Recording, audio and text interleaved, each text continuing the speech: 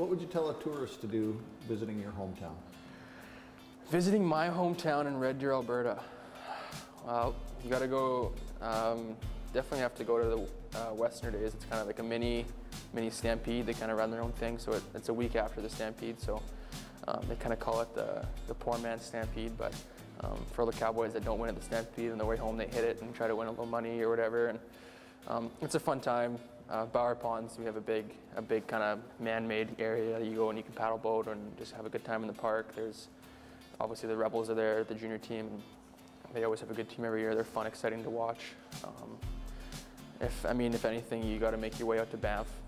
It's about 2 hours away. You got to get out there, and I think just the whole Alberta experience. I think the mountains and Calgary itself was a beautiful place. Red Deer, all the surrounding areas. Ooh, well, being from New York, I guess you could say, being from Long Island, I don't know, going to the Hamptons is pretty cool. It's really nice out there. Going to Montauk, I'm a big Montauk guy for, just to get away for a couple of days. Big fishing guy, so, down there, if you're a big fishing guy, I'd say go to Montauk for sure.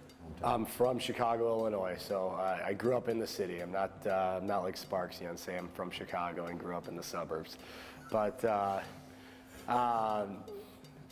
I would say you have to do the Chicago Architecture Tour. It's one of the most, I've done it a couple times, and it's very fun. They take you on a boat, you go down the river, they talk about the architecture.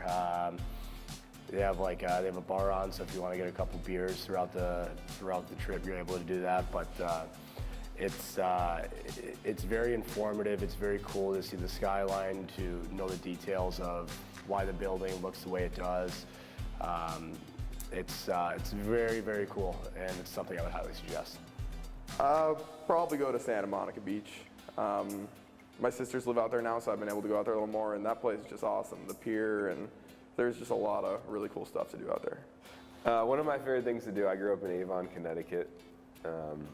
There's a nice walk, Hugh-Blind Tower. It's up on a hill, and you walk up the hill, and you have these beautiful views of the Farmington Valley, of Simsbury, Avon, Farmington. And if you go up there, especially around this time, maybe in a couple weeks, mid to late October, when the leaves have changed, it's a really beautiful scene with all the foliage.